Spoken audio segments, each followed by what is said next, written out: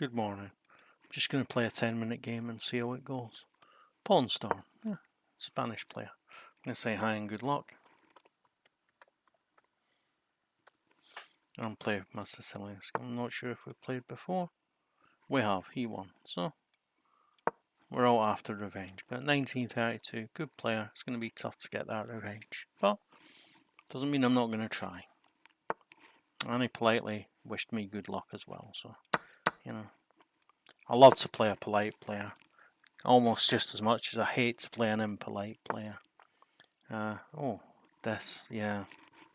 Okay, well I'm still going to play d6 anyway. I'm still going to play this structure. This is a more tricky move, more difficult to deal with. Yep.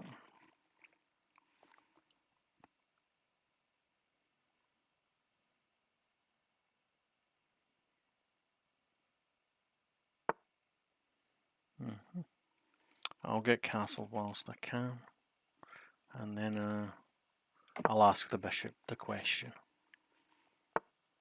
No, I won't ask the bishop the question, but this... Oh no, because his knight, his queen defends. Okay, so... okay, oh, yes. This... doesn't help not knowing the opening at all, but I'm just going to play bishop here. So that I can play bishop here, really, not any other reason. I would oh well, that has got to help. That has got to help. I've got to... yeah, he's threatening to... but he's threatening to win this pawn. To take here first. But it gives me a chance to play this. This has got to be... this has got to give me some attacking opportunities at the very least. This opposite side's castling business. And if he takes this, I will say it with a pawn and say that, do you know what, I think I've got enough defence there, and I think I have. Whilst I'm saying to him, yeah, but I've got enough defence there.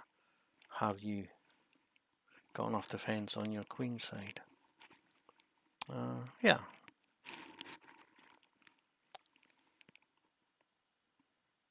And if he plays the pawn here to stop the pawn advancing, yeah, we'll just take this anyway.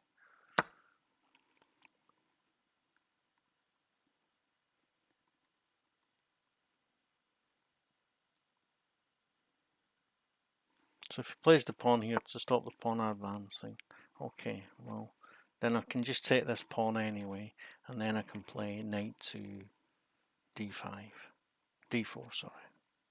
Yep. Yeah, okay, that's the plan. Take the pawn here, play the knight to d4, threaten the bishop.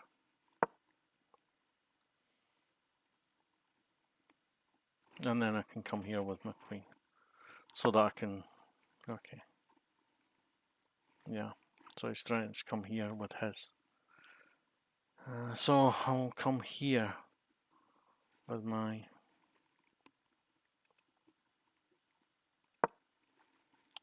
rook to pin the pawn. So if he plays the knight here, well, I'll just let him. And yeah.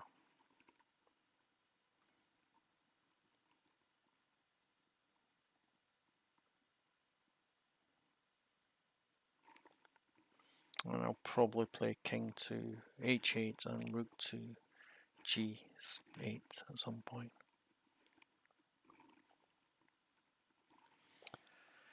Yeah, but he's playing well. He's playing well, yeah.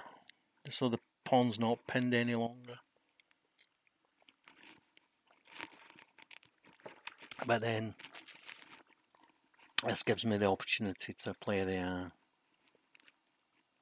pawn here. So that if he takes, I can take with the knight. And if he doesn't take, well, I've got bishop here, which is an interesting move.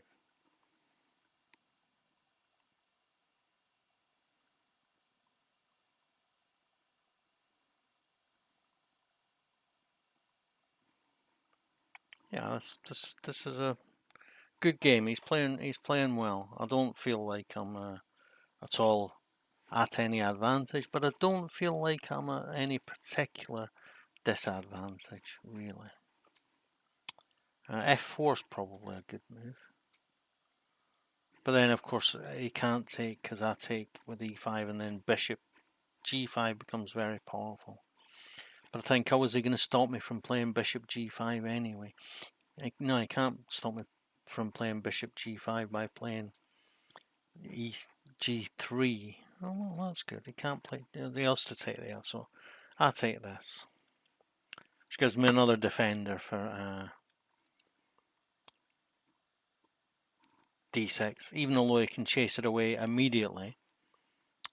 Yeah, I can, I can also use, because it's the knight defends, I can play bishop here and threaten, and then temporarily the queen goes away, the knight comes back here, and yeah, it's another defender for the pawn on d6, which is obviously what I must need to defend at this moment in time. Okay, that's good. That's a good attack, and it stops me from playing and now if he plays knight here, okay, so he's got 3 attackers and I've got 2 defenders. I can't summon a new defender, but I can play queen here, and then if he takes, I've got rook here to pin the knight to the queen and gain it back. Okay, so we'll try that, and then if he does something else, then I can look at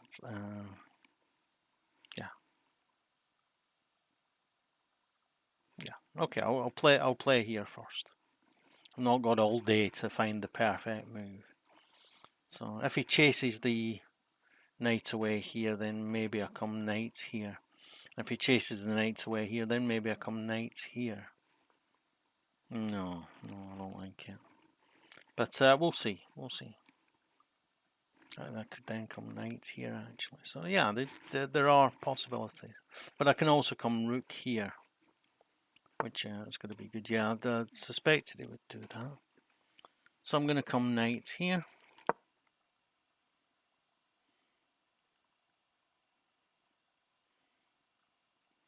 And if he chases it with the pawn, I'm going to come knight here. And if he attacks with the queen, I'm going to come knight here, threatening his knight.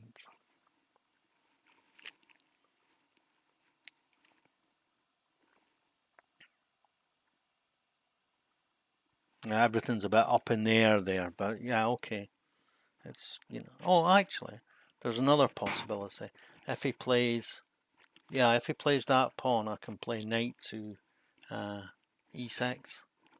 Oh, well, this is good, because I can play, well, I can also play knight to, pawn to, I can play pawn to d4, threaten his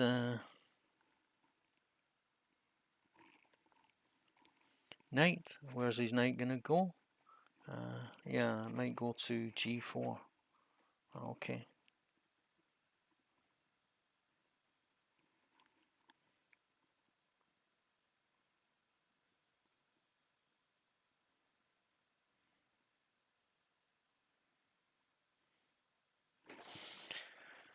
Okay.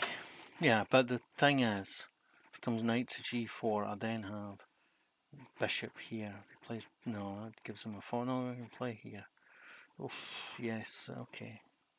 Well, I'm just going to play rook to d1 then, d8.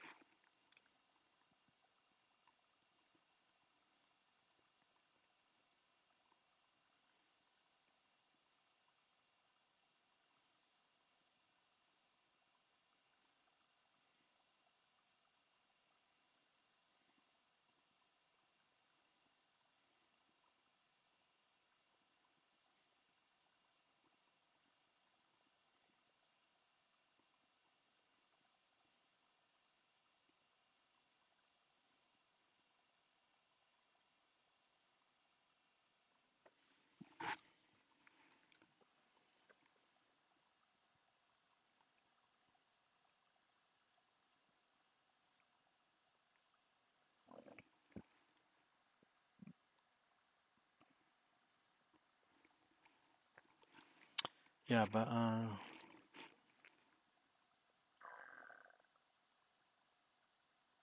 no, wait a minute. If I come here and threaten the knight, they threaten the queen. Oh well, then he can pin the bishop.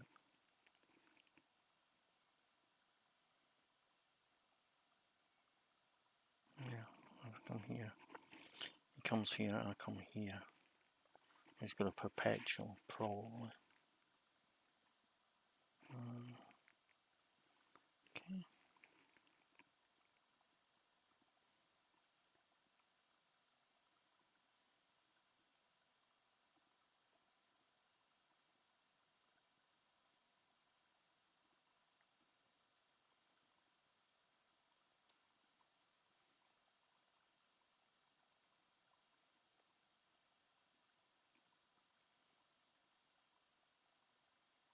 Oh, I'll get my knight involved here.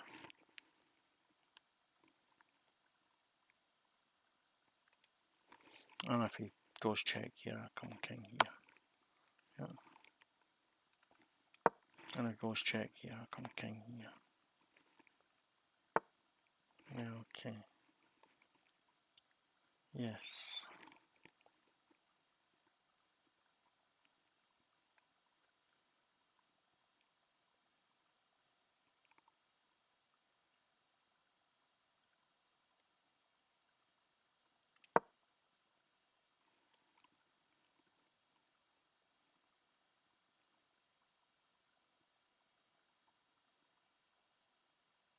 If he takes, of course, I'll take it with a knight.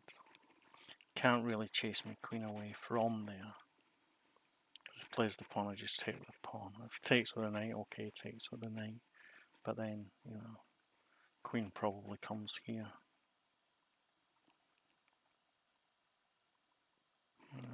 Yeah. I probably need to just go in reverse with the bishop. Oof, he's got a good attack here.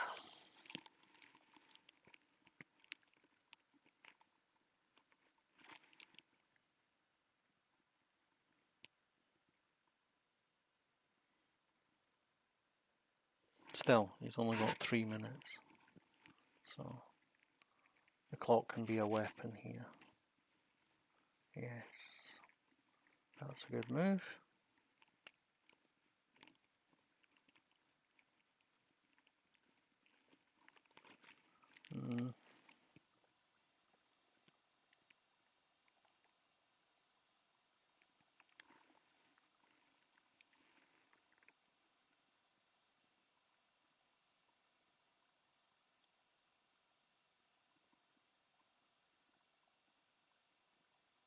Okay, he's threatening the knight, so I have to do something about that.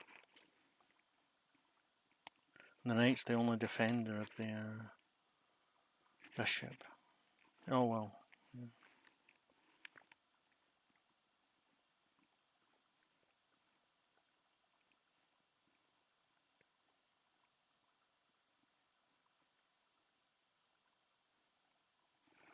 Yeah, okay, well then I can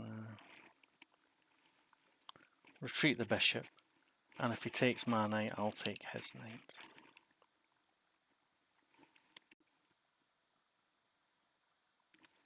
And if he defends his knight, I'll move my knight, for instance, to d4.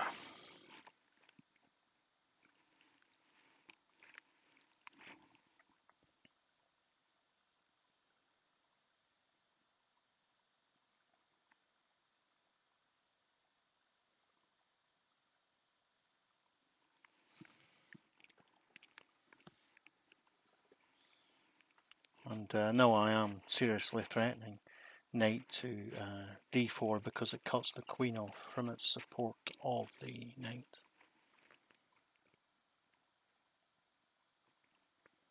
But he's still playing well, he's still proving himself to be a tough and tricky customer. Yeah, I suspected he might do that. Because then he's got, yeah. If I move the knight, he plays check on h7, which will be mate. So I've got to defend the knight, and there's only one way to defend the knight, which is by pawn to e4. So I've got to give that pawn. Okay, yep, fair enough. And if he takes with the queen, well, I'm coming to d4, e5 anyway. And if he takes with the knight, well, I'm probably coming to e5 anyway.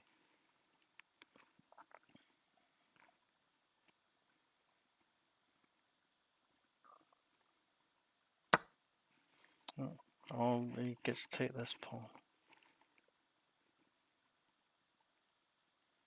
Yeah, but then rook here might prove nasty for him. Okay, so I don't have much choice anyway. So he takes this pawn, I'll play a rook here. Might just prove very difficult for him, because then I've got knight here. No, I haven't. Forget that. But, you know, there are some theoretical threats which he has to look after. Yeah, okay, that's a good move.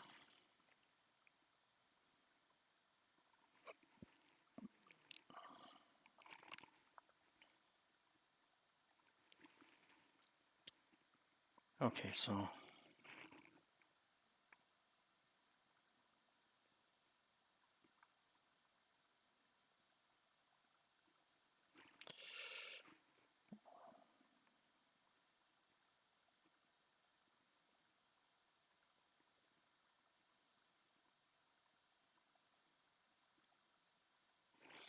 oh, he takes with a if I play the pawn here, he takes with the knight, and then king here doesn't give me much.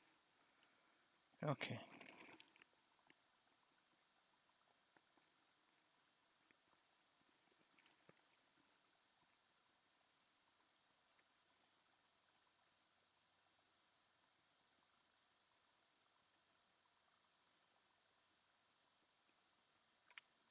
Yeah, I'm running out of time as well.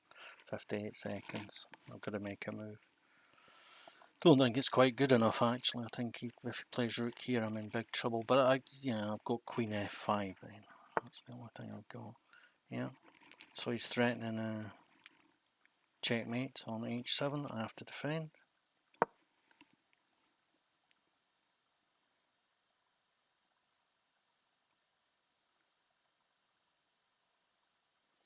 At least now I've got g6 with my queen. So that's okay. I can live with that. And I do still have a vague threat on no, threat on c2 doesn't exist yet. So I'll just politely ask his queen to find another place to play the game. And I'll politely ask his queen to find another place to play the game again.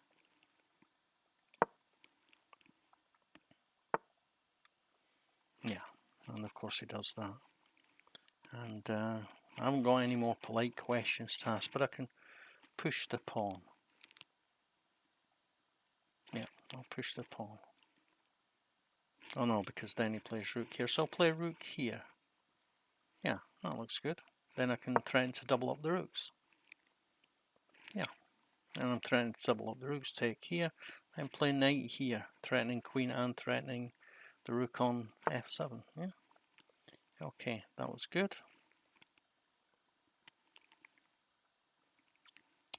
So now I'll just push the pawn here. Time's gone from me anyway.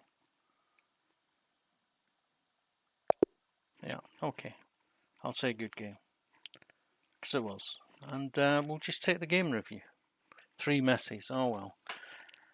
Yeah, it wasn't just that I ran out of time. He did play better than me, as you see, 72% compared to my 68%. I did make one blunder. I wonder, it's 1450. Stop it. Honestly. Okay, this is all book stuff so far. This is book stuff. This is a tricky. Retreat, and it's saying I should bring the bishop out, and then eventually I should aim to have the bishop on here. I don't like that. I'm not saying it's not right, I'm saying I don't like it. It doesn't suit my style. And he's I'm slightly ahead now. So we both complete our development fairly well. And yeah, good to start building an attack against the king. Yeah, okay, yeah, I've got some weaknesses, but, you know.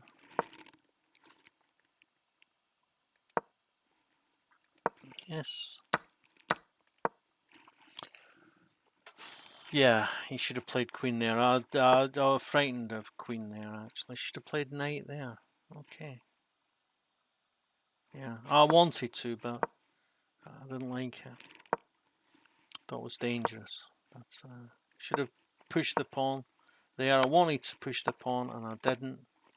And now he gets in there himself. And I get to push the pawn,